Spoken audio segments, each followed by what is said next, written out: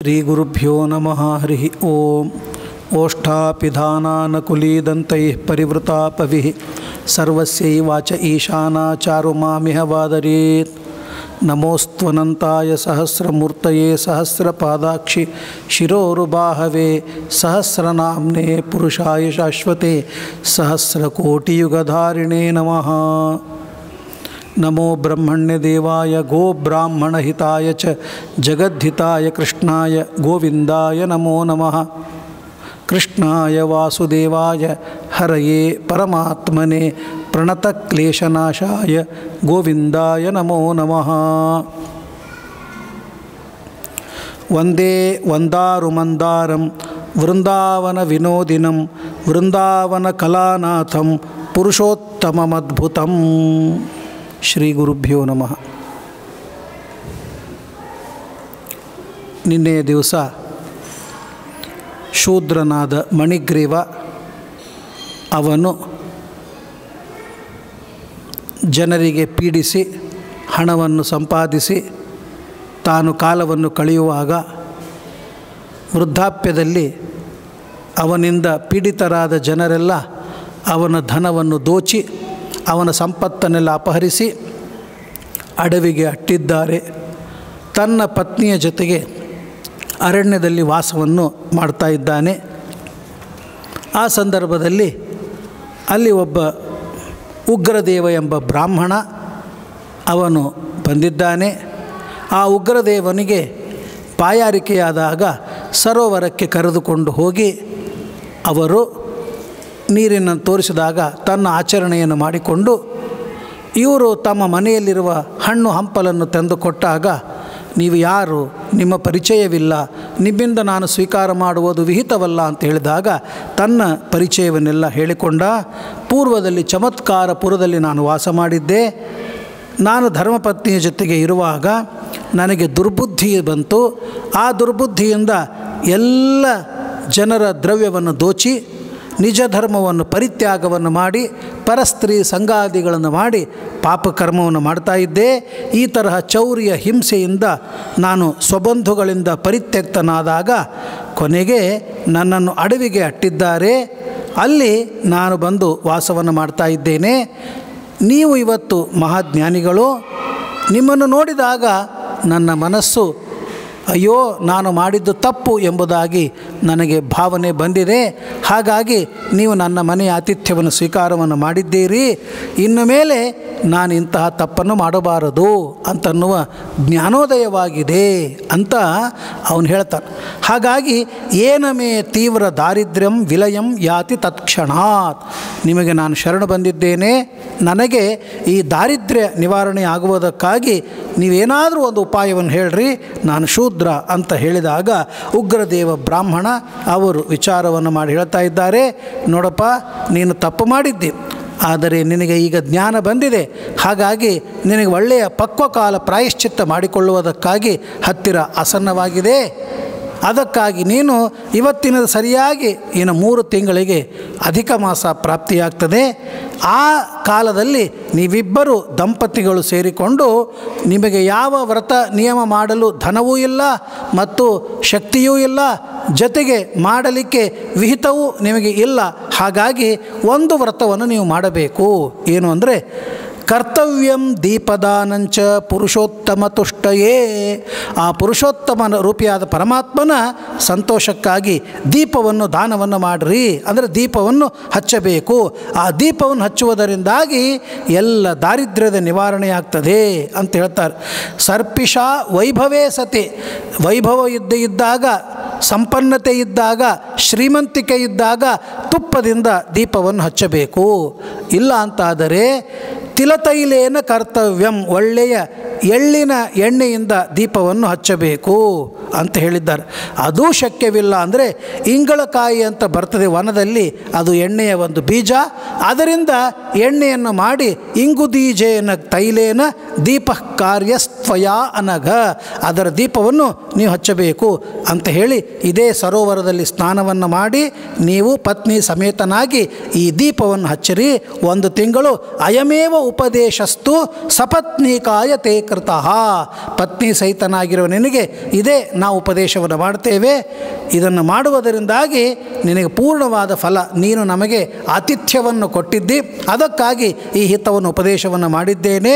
ಈ ದೀಪವನ್ನು ಹಚ್ಚುವುದರಿಂದಾಗಿ ಐಶ್ವರ್ಯ ವೃದ್ಧಿಯಾಗ್ತದೆ. ಇನ್ನು ವಿದ್ಯುಕ್ತವಾಗಿ ದೀಪವನ್ನು ಹಚ್ಚಿದರಂತೂ ಮಹಾಪುಣ್ಯ ಹೇಳಿದ್ದಾರೆ. ಸ್ನೇಹಂ ದೀಪೋ ಯಥಾ ದತ್ವ, ಆ ತಿಲಂ ದತ್ವ, ಆ ತಿಲದಿಂದ ತಯಾರಾಗಿರುವ ಸ್ನೇಹಂ ದೀಪವನ್ನು ಹಚ್ಚಿದರೆ ಯಾವ ರೀತಿಯಾಗಿ ಪ್ರೀತಿ ಬರ್ತದನೋ ಹಾಗೆ ದೀಪವನ್ನು ಹಚ್ಚುವುದರಿಂದಾಗಿ ಪರಮಾತ್ಮ ಪ್ರೀತನಾಗ್ತಾನೆ. ವೇದೋಕ್ತವಾದ ಎಲ್ಲ ಕರ್ಮಗಳನ್ನು ದಾನಾದಿಗಳನ್ನು ಮಾಡಿದರೆ ಏನು ಫಲ ಸಿಗಬೇಕೋ ಆ ಫಲ ದೀಪದಾನದಿಂದ ಸಿಗ್ತಾ ಇದೆ. ಸಕಲ ತೀರ್ಥಗಳ ದರ್ಶನ, ಶಾಸ್ತ್ರಗಳ ಶ್ರವಣ, ಅದನ್ನು ಮಾಡುವುದರಿಂದ ಸಿಗುವ ಫಲ ಈ ದೀಪವನ್ನು ಹಚ್ಚುವುದರಿಂದಲೂ ಕೂಡ ಬರ್ತದೆ. ಯೋಗ, ಜ್ಞಾನ, ಸಾಂಖ್ಯ, ತಂತ್ರ ಇವೆಲ್ಲವುಗಳನ್ನು ತಿಳಿಯುವುದರಿಂದ ಬರುವ ಫಲ ದೀಪದಿಂದ ಬರ್ತದೆ ಎಂಬುದಾಗಿ, ಕೃಚ್ಛ್ರ ಚಾಂದ್ರಾಯಣಾದಿ ವ್ರತಗಳನ್ನು ಮಾಡಿದರೆ ಯಾವ ಪುಣ್ಯ ಬರಬೇಕೋ ಆ ಪುಣ್ಯ ಈ ದೀಪವನ್ನು ಹಚ್ಚುವುದರಿಂದ ಬರ್ತದೆ. ವೇದಾಭ್ಯಾಸ, ಗಯಾಶ್ರಾದ್ದ, ಗೋಮತಿ ತಟ ಸೇವನಂ, ಗೋಮತಿ ನದಿಯ ತೀರದಲ್ಲಿ ವಾಸವನ್ನು ಮಾಡುವುದು, ಅದೆಲ್ಲ ಫಲ ಈ ಪುರುಷೋತ್ತಮ ಮಾಸದಲ್ಲಿ ದೀಪವನ್ನು ಹಚ್ಚುವುದರಿಂದ ಬರ್ತದೆ. ಇನ್ನು ನೂರಾರು ಸಾವಿರಾರು ಗ್ರಹಣ ಕಾಲದಲ್ಲಿ ಜಪ ತಪ ಮಾಡಿದರೆ ಯಾವ ಪುಣ್ಯವೋ, ವ್ಯತಿಪಾತ ಮೊದಲಾದ ಮುಹೂರ್ತಗಳಲ್ಲಿ ಮಾಡಿರ್ತಕ್ಕಂಥ ಏನು ಪುಣ್ಯ ಕರ್ಮವೋ ಅದೆಲ್ಲ ಈ ದೀಪವನ್ನು ಹಚ್ಚುವುದರಿಂದ ಬರುತ್ತದೆ. ಕುರುಕ್ಷೇತ್ರ ಮತ್ತು ಪವಿತ್ರವಾಗಿರತಕ್ಕಂತಹ ಕ್ಷೇತ್ರಗಳ ಸಂದರ್ಶನ, ದಂಡಕಾರಣ್ಯಾದಿಗಳ ದರ್ಶನ, ಅವುಗಳಿಂದ ಬರಬೇಕಾಗಿರುವ ಫಲ ಈ ದೀಪವನ್ನು ಹಚ್ಚುವುದರಿಂದ ಬರ್ತದೆ ಎಂಬುದಾಗಿ ಹೇಳ್ತಾರೆ. ಇದೆಲ್ಲ ಏನು ಅಂತಂದರೆ ಯಾರಿಗೆ ಆ ಯೋಗ್ಯತೆ ಇದೆ ಅವರು ಮಾಡ್ತಾರೆ. ಶೂದ್ರನಾಗಿರ್ತಕ್ಕಂತಹ ಇವನಿಗೆ ಅವುಗಳ ವಿಹಿತವಾದದ್ದು ಸಾಧ್ಯವಿಲ್ಲ. ಆದ್ದರಿಂದಾಗಿ ದೀಪವನ್ನು ಹಚ್ಚುವನ್ನು ಹೇಳಿದ್ದಾರೆ. ಯಾರು ದೀಪವನ್ನು ಹಚ್ಚಿದರೆ ವಂದ್ಯತ್ವ ಶಮನಂ ಅವೈಧವ್ಯಕರಂ ಸ್ತ್ರೀಯ, ಬಂಜೆಯಾಗಿರುವ ಹೆಣ್ಣು ಮಗಳಿಗೆ ಆ ವಂದ್ಯಾತ್ವ ಅನ್ನೋದೋಗಿ ಸಂತಾನ ಪ್ರಾಪ್ತಿಯಾಗ್ತದೆ. ಆಮೇಲೆ ಅವೈಧವ್ಯ ಸುಮಂಗಲಿತ್ವ ಅನ್ನೋದು ಪ್ರಾಪ್ತಿಯಾಗುತ್ತದೆ. ರಾಜ್ಯವನ್ನು ಕಳೆದುಕೊಂಡಿರುವ ರಾಜನಿಗೆ ರಾಜ್ಯ ಪ್ರಾಪ್ತಿಯಾಗ್ತದೆ. ಚಿಂತಿತಾರ್ಥಪ್ರದಂ ನೃಣಾಂ, ಯಾರು ಏನು ಅಪೇಕ್ಷೆ ಪಡ್ತಾರೆಯೋ ಅದೆಲ್ಲದರ ಪ್ರಾಪ್ತಿಯಾಗುತ್ತದೆ ಎಂಬುದಾಗಿ ಹೇಳ್ತಾ, ಕನ್ಯೆಯಾದವಳಿಗೆ ಮದುವೆ ಆಗ್ತದೆ, ಗುಣವಂತನಿಗೆ ಬಹುಕಾಲ ಜೀವನವಿರ್ತದೆ, ಒಳ್ಳೆಯ ಪತ್ನಿ ಬೇಕು ಅಂದಳು ಸ್ತ್ರೀ ಪ್ರಾಪ್ತಿಯಾಗ್ತದೆ, ವಿದ್ಯಾರ್ಥಿಯಾದವನಿಗೆ ವಿದ್ಯಾಪ್ರಾಪ್ತಿ, ಸುಸಿದ್ಧಿಂ ಸಿದ್ಧಿಕಾಮುಕಃ, ಸಿದ್ಧಿ ಬೇಕಂದವನಿಗೆ ಸಿದ್ಧಿಗಳ ಪ್ರಾಪ್ತಿಯಾಗುತ್ತದೆ. ಇವೆಲ್ಲ ಬಹಳ ಫಲವನ್ನು ಹೇಳಿದ್ದಾರೆ. ಹಾಗಾಗಿ ವಿಧಿ ಇಲ್ಲದೆ ಹಚ್ಚಿರುವ ದೀಪಕ್ಕೇನೆ ಮಹಾಫಲವಿದೆ ಅಂತಂದ ಮೇಲೆ ಇನ್ನು ಕಿಂ ಪುನರ್ವಿಧಿನಾ ವತ್ಸ ದೀಪಂ ಕುರ್ಯಾತ್ ಪ್ರಯತ್ನತಃ, ವಿದ್ಯುಕ್ತವಾಗಿ ದೀಪವನ್ನು ಹಚ್ಚಿದರೆ ಮಹಾಫಲ ಅದರಲ್ಲಿ ಸಂಶಯವೇ ಇಲ್ಲ ಎಂಬುದಾಗಿ ಹೇಳ್ತಾ, ನಿನ್ನ ದಾರಿದ್ರ್ಯ ನಿವಾರಣೆಗಾಗಿ ಈ ದೀಪವನ್ನು ಹಚ್ಚು ಅಂತ ಹೇಳಿ ಇನ್ನು ಮೇಲೆ ನಾನು ಪ್ರಯಾಗಕ್ಕೆ ಹೋಗಬೇಕು, ಅಲ್ಲಿ ಭಗವಂತರ ದರ್ಶನ ಮಾಡಿಕೊಳ್ಳಬೇಕು ಅಂತ ಅಗಸ್ತ್ಯ ಋಷಿಗಳು ಆ ಮಣಿಗ್ರೀವನಿಗೆ ಉಪದೇಶವನ್ನು ಮಾಡಿಕೊಟ್ಟಿದ್ದಾರೆ. ಆಗ ಇವನು 2 ತಿಂಗಳವರೆಗೆ ಕಾಲವನ್ನು ಕಳೆದ. ಅಧಿಕ ಮಾಸ ಪ್ರಾಪ್ತಿಯಾಗುವವರೆಗೆ ಇದ್ದು, ಅಧಿಕ ಮಾಸ ಪ್ರಾಪ್ತಿಯಾದಾಗ ಇಂಗಳಕಾಯಿಯ ಬೀಜದಿಂದ ಎಣ್ಣೆಯನ್ನು ತೆಗೆದು ಆ ದೀಪವನ್ನು ಗಂಡ ಹೆಂಡತಿ ಇಬ್ಬರು ಸೇರಿ ಸರೋವರದಲ್ಲಿ ಸ್ನಾನವನ್ನು ಮಾಡಿ ದೀಪವನ್ನು ಹಚ್ಚಿದ್ದಾರೆ. ನಿರಂತರವಾದ ಅಖಂಡ ದೀಪದಿಂದಾಗಿ ಎಲ್ಲ ಐಶ್ವರ್ಯ ಪ್ರಾಪ್ತಿಯಾಗಿದೆ. ಆ ದೇಹವನ್ನು ಬಿಟ್ಟು ಇಂದ್ರನ ಪುರದಲ್ಲಿ ಅನೇಕ ವರ್ಷಗಳವರೆಗೆ ಕಾಲವನ್ನು ಕಳೆದು ಆ ಉಗ್ರದೇವ ಬ್ರಾಹ್ಮಣನ ಪ್ರಸಾದದಿಂದಾಗಿ ಮತ್ತೆ ಜನ್ಮವನ್ನು ಪಡೆದಿದ್ದೀರಿ. ನೀನು ಪೂರ್ವಸ್ಮಿನ್ ಜನ್ಮನೆ ಮಣಿಗ್ರೀವ ಅಂತ ಏನಾಗಿದೆಯೋ ಈಗ ಚಿತ್ರಬಾಹು ಎಂಬ ರಾಜನಾಗಿ ಹುಟ್ಟಿದ್ದೀಯಪ್ಪ. ನಿನ್ನ ಹೆಂಡತಿ ಅವಳೇ ಈಗ ಚಂದ್ರಕಲಾ ಎಂಬ 64 ಕಲೆಗಳಿಂದ ಸಂಪನ್ನಳಾದ ಭಾರ್ಯೆಯಾಗಿದ್ದಾಳೆ, ಒಳ್ಳೆಯ ರೂಪವತಿಯಾಗಿದ್ದಾಳೆ. ಪಾತಿವ್ರತ್ಯದಿಂದಾಗಿ ನಿನ್ನ ಎಲ್ಲ ಪುಣ್ಯಕರ್ಮದಲ್ಲಿ ಸಹಕಾರವನ್ನು ಮಾಡಿದ್ದರಿಂದಾಗಿ ಅವಳಿಗೂ ಕೂಡ ಸದ್ಗತಿಯಾಗಿದೆ, ಆಗ್ತಾ ಇದೆ ಎಂಬುದಾಗಿ ಹೇಳ್ತಾ, ಕೃತೇನ ದೀಪದಾನೇನ ಮಾಸೇ ಶ್ರೀ ಪುರುಷೋತ್ತಮೇ, ಹೀಗೆ 1 ತಿಂಗಳು ದೀಪವನ್ನು ಹಚ್ಚುವುದರಿಂದಲೇ ಈ ಫಲ ಪ್ರಾಪ್ತಿಯಾಗಿದೆ ಅಂತಂದ ಮೇಲೆ ಎಲ್ಲ ಫಲ ಸಿಗ್ತದೆ ಎಂಬುದಾಗಿ ಆ ಪುರುಷೋತ್ತಮ ದೀಪದ ಮಹತ್ವವನ್ನು ಹೇಳಿಕೊಟ್ಟಿದ್ದಾರೆ.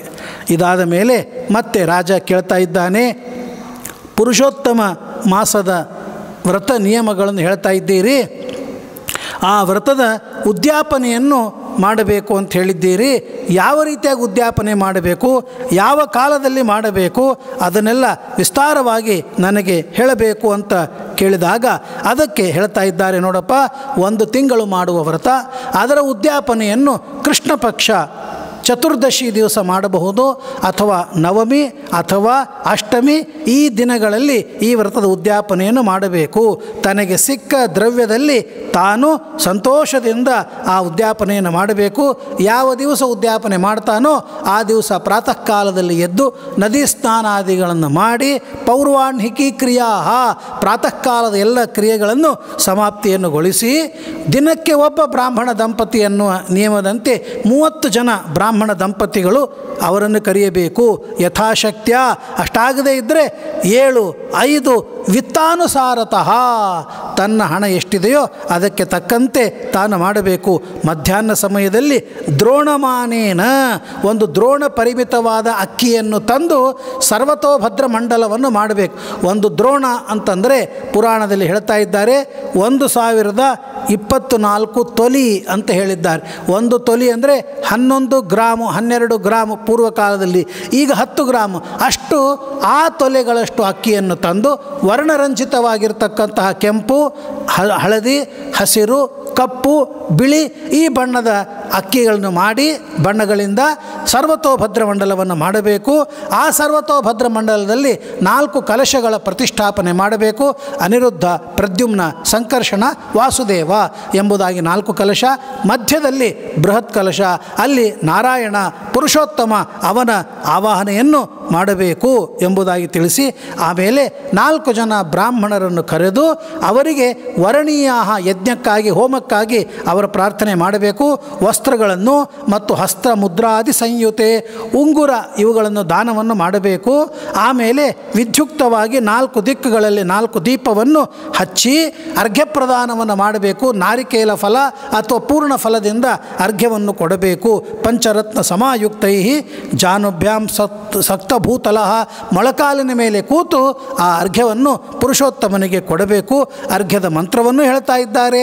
ದೇವದೇವ ನಮಸ್ತುಭ್ಯಂ ಪುರಾಣ ಪುರುಷೋತ್ತಮ ನಮಸ್ತು ಗೃಹಾಣಾರ್ಘ್ಯಂ ಮಯಾ ದತ್ತಂ ರಾಧಯಾ ಸಹಿತೋಹರೇ ಅನ್ನುವ 2 ಮಂತ್ರಗಳಿಂದ ಅರ್ಘ್ಯವನ್ನು ಕೊಡಬೇಕು. ನೀರಾಜನವನ್ನು ಮಾಡಬೇಕು. ಧ್ಯಾನ ಅದಾದ ಮೇಲೆ ಎಲ್ಲ ಷೋಡಶೋಪಚಾರ ಪೂಜೆಯನ್ನು ಮಾಡಬೇಕು. ಆಮೇಲೆ ಪೂರ್ಣ ಪಾತ್ರವನ್ನು ಆ ಸುವರ್ಣ ಪ್ರತಿಮೆಯಿಂದ ಸಹಿತವಾಗಿ ಬ್ರಾಹ್ಮಣರಿಗೆ ದಾನವನ್ನು ಮಾಡಬೇಕು. ಯಥೇಷ್ಟವಾಗಿ ತನ್ನ ಶಕ್ತಿ ಇದ್ದಷ್ಟು ಬ್ರಾಹ್ಮಣರ ಸತ್ಕಾರವನ್ನು ಮಾಡಿ ಅವರಿಗೆ ವಸ್ತ್ರ ಅಲಂಕಾರ ಆಭೂಷಣಗಳಿಂದ ಸಂತೋಷಪಡಿಸಬೇಕು. ಆಮೇಲೆ ಋತ್ವಿಜರಿಗೆ ದಕ್ಷಿಣೆಯನ್ನು ಕೊಡಬೇಕು. ಗೋದಾನವನ್ನು ಮಾಡಬೇಕು. ಯಾವುದೇ ವ್ರತವನ್ನು ಮಾಡಿದಾಗ ಆ ವ್ರತ ಸಂಪೂರ್ತಿಯಾಗುವುದಕ್ಕಾಗಿ ಧೇನುರೇಖಾ ಪ್ರದಾತವ್ಯ, ಒಂದು ಗೋವನ್ನು ದಾನವನ್ನು ಮಾಡಬೇಕಂತ ಹೇಳಿದ್ದಾರೆ. ತಾಮ್ರದ ಕಾಲುಗಳು, ಬಂಗಾರದ ಕೊಂಬುಗಳು, ರೌಪ್ಯವಾದ ಖುರ ಅವುಗಳಿಂದ ಸಹಿತವಾಗಿರತಕ್ಕಂತಹ ಪಾತ್ರ, ಆಮೇಲೆ ಘೃತಪಾತ್ರ, ಜಲಪಾತ್ರ, ಆಮೇಲೆ ಗ್ರಾಸ ಪಾತ್ರ, ಹುಲ್ಲಿನ ಪಾತ್ರೆ ಇವುಗಳನ್ನೆಲ್ಲ ಸೇರಿಸಿ ಆ ಗೋವನ್ನು ಬ್ರಾಹ್ಮಣನಿಗೆ ದಾನವನ್ನು ಮಾಡಬೇಕು. 8 ದಾನಗಳನ್ನು ಹೇಳಿದ್ದಾರೆ. ಅದರ ಸ್ಥಳದಲ್ಲಿ ಈ ಗೋದಾನವನ್ನು ಮಾಡಬೇಕು. ಶ್ರೀಮದ್ ಭಾಗವತ ಗ್ರಂಥವನ್ನು ಉತ್ತಮನಾಗಿರುವ ಭಾಗವತ ಪ್ರವಕ್ತೃವಾಗಿರುವ ವಿಪ್ರನಿಗೆ ದಾನವನ್ನು ಮಾಡಬೇಕು. ಶಕ್ತಿಶ್ಚೇತ್ ಅವರಿಂದ ಭಾಗವತವನ್ನು ಶ್ರವಣವನ್ನು ಮಾಡಿ ಭಾಗವತ ಗ್ರಂಥವನ್ನು ದಾನವನ್ನು ಮಾಡಬೇಕು. ಯಾಕೆ ಅಂದರೆ ಶ್ರೀಕೃಷ್ಣ ಪರಮಾತ್ಮ ಪರಂಧಾಮಕ್ಕೆ ಹೋಗ್ತಾ ಇರುವಾಗ ಭಾಗವತದಲ್ಲಿ ಒಂದು ರೂಪದಿಂದ ಸನ್ನಿಹಿತನಾಗಿದ್ದಾನೆ. ಅಂತಹ ಕೃಷ್ಣನ ಒಂದು ಪ್ರೀತಿಗಾಗಿ ವೈಷ್ಣವಾಯೈವ ಪಂಡಿತಾಯ ದ್ವಿಜನ್ಮನೆ ದಾನವನ್ನು ಮಾಡಬೇಕು. ಕೋಟಿ ಕೋಟಿ ಪುಣ್ಯ ಫಲ ಅನ್ನೋದು ಪ್ರಾಪ್ತಿಯಾಗ್ತದೆ. ಕನ್ಯಾದಾನ ಸಹಸ್ರ, ವಾಜಪೇಯ ಶತ ಇವೆಲ್ಲ ದಾನವನ್ನು ಮಾಡಿದರೆ ಎಷ್ಟು ಪುಣ್ಯ ಬರಬೇಕೋ ಅಷ್ಟೆಲ್ಲ ಪುಣ್ಯ 8 ಮಹಾದಾನಗಳನ್ನು ಹೇಳಿದ್ದಾರೆ. ಛಂದೋದಾನಾನಿಯಾನಿಚ ಅವುಗಳನ್ನು ಹೇಳಿದ್ದಾರೆ. ಅವೆಲ್ಲ ದಾನಗಳಿಗೆ ಪ್ರತಿನಿಧಿಯಾಗಿದೆ ಶ್ರೀಮದ್ ಭಾಗವತ ದಾನಸ್ಯ ಕಲಾಂ ನಾರ್ಹಂತಿ ಷೋಡಶೀಂ, ಭಾಗವತ ಗ್ರಂಥದ ದಾನವನ್ನು ಮಾಡಬೇಕು. ಹಾಗಾಗಿ ಯತ್ನಪೂರ್ವಕವಾಗಿ ಇದನ್ನು ಮಾಡಬೇಕು. ಜೊತೆಗೆ ಕಾಂಸ್ಯಾನಿ ಸಂಪುಟಾನ್ಯೇವ 30 ದೇಯಾನಿ ಸರ್ವಥಾ, 30 ಕಂಚಿನ ಪಾತ್ರೆಗಳನ್ನು ಅದರೊಳಗೆ ಒಂದೊಂದು ಪಾತ್ರೆಯಲ್ಲಿ 33 ಅಪೂಪಗಳನ್ನು ಇಟ್ಟು ದಾನವನ್ನು ಮಾಡಬೇಕು. ಪ್ರತ್ಯಪೂಪಂ, ಆ ಅಪೂಪಗಳಿಗೆ ಛಿದ್ರವಿರ್ತದೆ. ಎಷ್ಟೆಷ್ಟು ಛಿದ್ರಗಳಿರುತ್ತವೆಯೋ ಅಷ್ಟು ವರ್ಷ ಸಹಸ್ರಗಳವರೆಗೆ ಅವನು ವೈಕುಂಠ ಲೋಕದಲ್ಲಿ ವಾಸವನ್ನು ಮಾಡ್ತಾನೆ ಎಂಬುದಾಗಿ ಹೇಳಿದ್ದಾರೆ.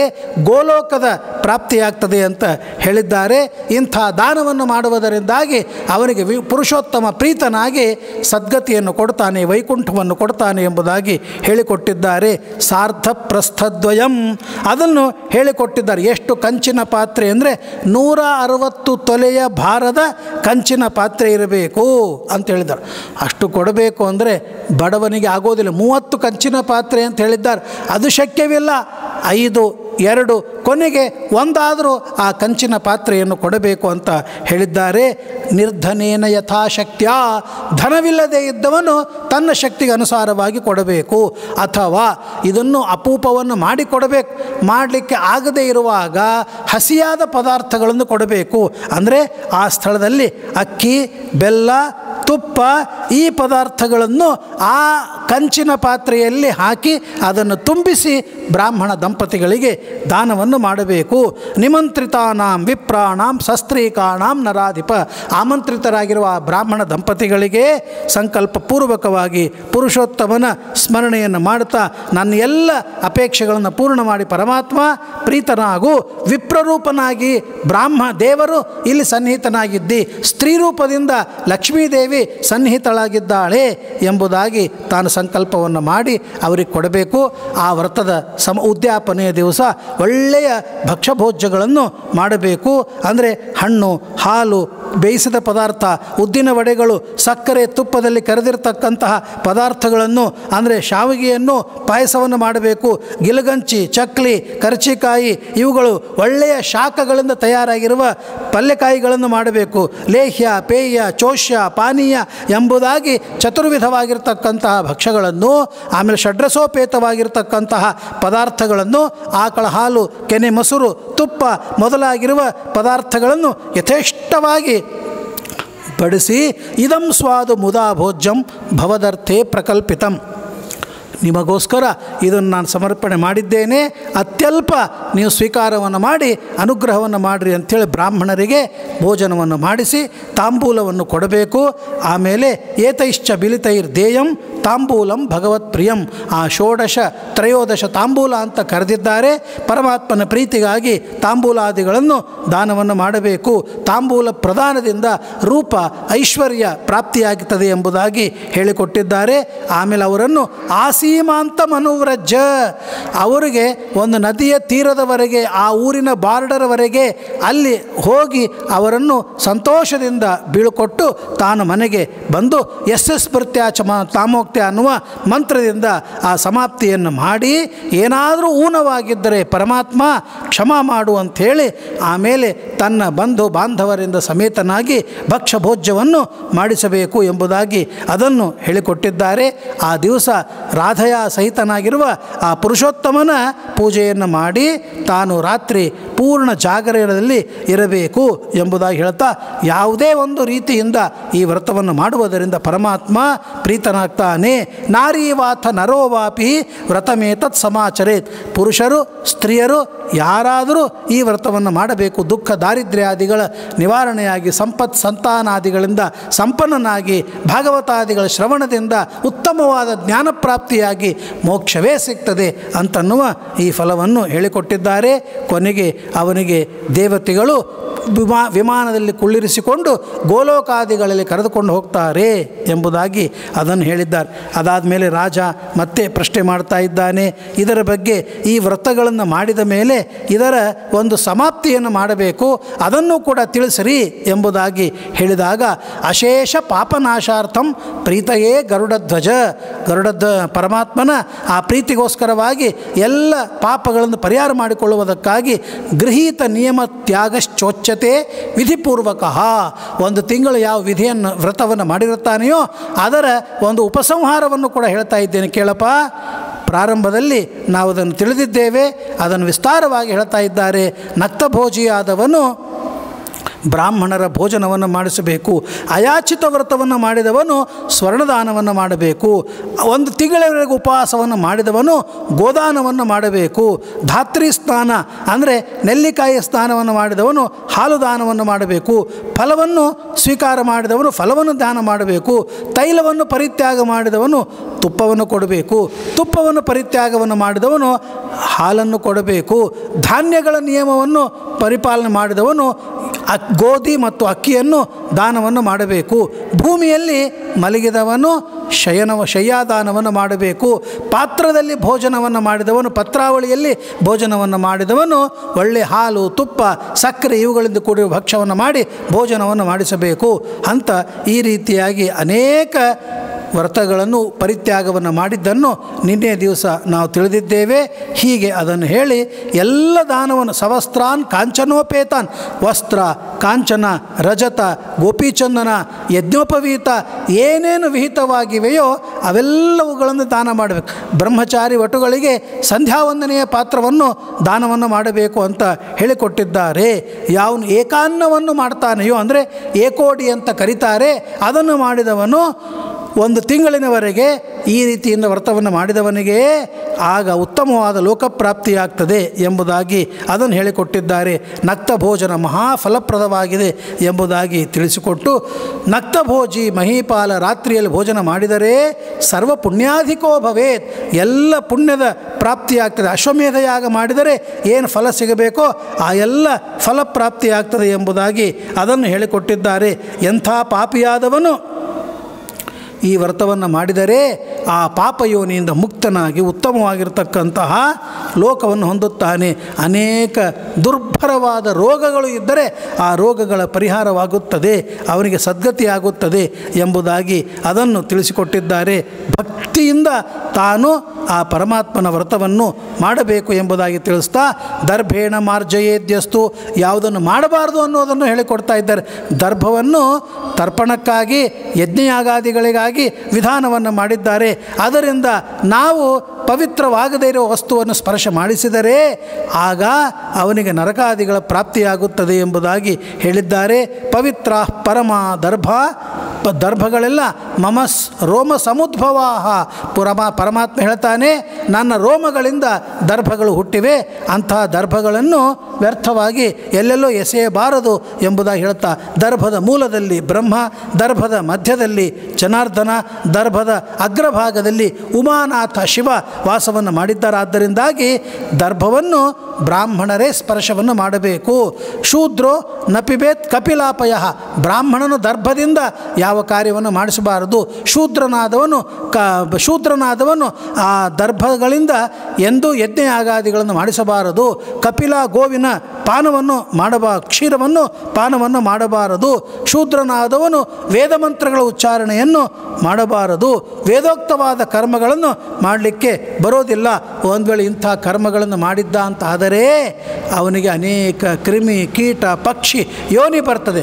ಆದ್ದರಿಂದ ಅಷ್ಟು ಪವಿತ್ರವಾಗಿರುವ ಆ ದರ್ಭಗಳನ್ನು ತೆಗೆದುಕೊಂಡು ಬ್ರಾಹ್ಮಣನಾದವನು ಈ ವ್ರತವನ್ನು ಪರಿಪಾಲನೆಯನ್ನು ಮಾಡಿದಾಗ ಅವನಿಗೆ ಫಲ ಸಿಗ್ತದೆ ಎಂಬುದಾಗಿ ಹೇಳಿದ್ದಾರೆ. ಹಾಗಾದರೆ ಶೂದ್ರನಾದವನೇನು ಮಾಡಬೇಕು? ಮೇಲಿನ ವರ್ಣದವರಿಗೆ ನಮಸ್ಕಾರಾದಿಗಳನ್ನು ಮಾಡಿ ಅವರ ಪರಿಚರ್ಯ ಮಾಡುವುದರಿಂದಾಗಿ ಅವನಿಗೆ ಫಲಪ್ರಾಪ್ತಿಯಾಗ್ತದೆ ಎಂಬುದಾಗಿ ಅದನ್ನು ಹೇಳಿಕೊಟ್ಟಿದ್ದಾರೆ.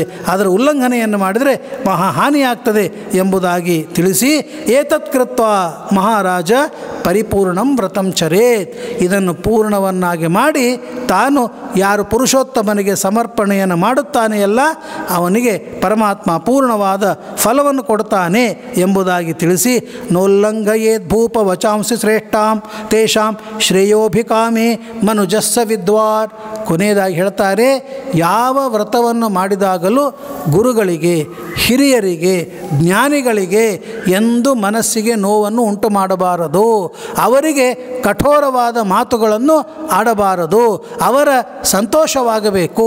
ಕಾಮಕ್ರೋಧಾದಿಗಳ ಪರಿತ್ಯಾಗವನ್ನು ಮಾಡಬೇಕು. ಈ ತರಹ ಮಾಡಿದರೇನೆ ಅವನಿಗೆ ಶ್ರೇಯಸ್ಸಿನ ಪ್ರಾಪ್ತಿಯಾಗ್ತದೆ, ಅವನಿಗೆ ಉತ್ತಮವಾದ ಗತಿಯಾಗ್ತದೆ ಅಂಥೇಳಿ ಇಂತಹ ಉತ್ತಮವಾದ ರಹಸ್ಯಮಯವಾಗಿರುವ ಧರ್ಮವನ್ನು ನಿನಗೆ ಹೇಳಿದ್ದೇನೆ. ಶ್ರೇಯಸ್ಸಿಗೆ ಕಾರಣವಾಗಿದೆ, ಪಾಪವನ್ನು ಪರಿಹಾರ ಮಾಡ್ತದೆ, ಮಾಧವನಿಗೆ ತುಷ್ಟಿಯನ್ನು ಉಂಟು ಮಾಡತಕ್ಕಂತಹ ಇದನ್ನು ಯಾರು ಶ್ರವಣವನ್ನು ಮಾಡ್ತಾರೆ ಅಂದರೆ ಈ ಮಾಸ ಮಾಹಾತ್ಮ್ಯವನ್ನು ಕೇಳುವುದರಿಂದಲೂ ಕೂಡ ಮನುಷ್ಯನಿಗೆ ಧರ್ಮದ ಜಾಗೃತಿ ಬುದ್ಧಿ ಬರ್ತದೆ, ಅವನಿಗೆ ಉತ್ತಮವಾಗಿರತಕ್ಕಂತಹ ಫಲಪ್ರಾಪ್ತಿಯಾಗ್ತದೆ. ಹಾಗಾಗಿ ಅಧಿಕ ಮಾಸದ ಈ ದೇವತೆಯಾಗಿರುವ ಪುರುಷೋತ್ತಮ ರೂಪಿಯಾದ ಪರಮಾತ್ಮನ ಬಗ್ಗೆ ತಾನು ಶ್ರದ್ಧೆಯಿಂದ ವ್ರತಗಳನ್ನು ಮಾಡಬೇಕು ಅಂತ ಹೇಳ್ತಾರೆ. ಇನ್ನೊಂದು ಉಪಾಖ್ಯಾನ ಕದರಿಯೋಪಾಖ್ಯಾನ ಅಂತ ಇದೆ, ಅದನ್ನು ನಾಳಿನ ದಿವಸ ವಿಶೇಷವಾಗಿ ತಿಳಿದುಕೊಳ್ಳೋಣ ಅಂತ ಹೇಳ್ತಾ ಹರಯೇ ನಮಃ. ಮಧ್ವೇಶಾರ್ಪಣಮಸ್ತು. ಶ್ರೀಕೃಷ್ಣಾರ್ಪಣಮಸ್ತು.